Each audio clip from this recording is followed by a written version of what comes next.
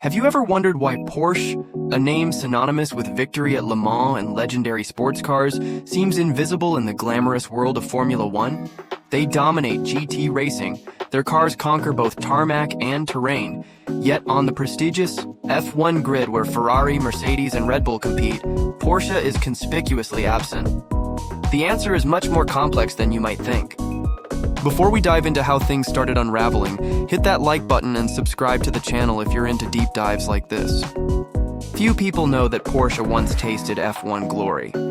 Rewind to 1962 at the French Grand Prix, driver Dan Gurney secured Porsche's only F1 victory in a race full of incidents. It was a miracle, a moment of brilliance. But that joy was short-lived. Just 2 years later, Porsche quietly withdrew from the championship, the main reason cited being the financial burden. That victory turned out to be just a short, dramatic chapter in their history. But Porsche's F1 ambitions never truly died. In the 80s, they returned not as a team, but as a formidable engine supplier. Partnering with McLaren under the tag name, Porsche designed engines powered Niki Lauda and Alain Prost to 2 world championships. It was a golden era. However, the dark side also emerged. In 1991, the collaboration with the footwork team became a disaster. Porsche's V12 3512 engine was overweight, unreliable, making it almost impossible for footwork to finish any races.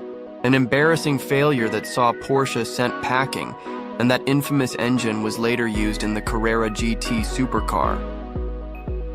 These past highs and lows partially explain the caution, but perhaps the biggest barrier today is cost. To establish a new F1 team from scratch, the price tag is astronomical. First, there's the $200 million anti-dilution entry fee, split among the existing teams. But that's just the beginning. The costs of research, development, car production, running a team of hundreds, and maintaining competitiveness can devour billions of dollars over many years. A figure daunting enough to make any board of directors think twice. Facing such enormous costs, partnership seems the logical route. And the most anticipated deal was Porsche joining forces with Red Bull for the 2026 engine era. Everything seemed perfect. 2 champions uniting. But the deal collapsed spectacularly at the last minute. The root cause? Control. Porsche wanted at least 50% ownership of the team, meaning Red Bull would lose the autonomy and identity they had painstakingly built. Red Bull didn't want their engine name changed to Red Bull Porsche Powertrains. They wanted independence like Ferrari or Mercedes and weren't willing to sacrifice their heritage. A clash of big egos.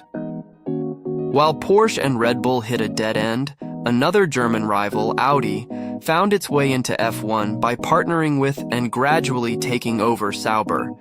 This shows that entering F1 is possible, but perhaps Porsche's conditions, financial or control-wise, were too high for other teams to accept the sacrifice. Or perhaps, what Porsche offered simply wasn't appealing enough for them to compromise their identity and decision-making power. But maybe the most significant reason lies in Porsche's core strategy. Formula One is an extremely risky gamble. F1 history is littered with major manufacturers like Honda, Toyota, and BMW, who poured money in, created their own teams with grand ambitions, only to withdraw quickly when success didn't materialize. The pressure to perform is immense, and failure can lead to crisis. Look at Alpine, Renault currently. Poor performance led to the departure of senior management and rumors of the team being sold. Perhaps Porsche's leadership believes stability and success in other racing series are more important than diving into the high-stakes gamble of F1. So, is the F1 door completely closed for Porsche? A few scenarios remain, though none are easy. They could become an independent engine supplier, like Honda is doing with Aston Martin, but this path is fraught with difficulty. They could also acquire a struggling team like Haas or Alpine, but these teams still seem to have their own ambitions. The most plausible option might be partnering with the new Andretti team, which is pushing hard to join F1 in 2026. Porsche and Andretti already collaborate in Formula E, providing a good foundation. However, the biggest challenge is time. Designing an F1 engine and car for 2026 starting now is an incredibly tight deadline.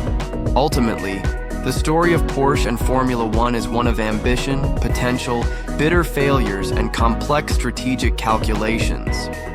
They remain a powerhouse in the racing world, but the dream of an F1 car bearing the prancing horse logo from Stuttgart remains distant, promising, yet fraught with obstacles. Will we ever see Porsche conquer this final peak? Only time will tell.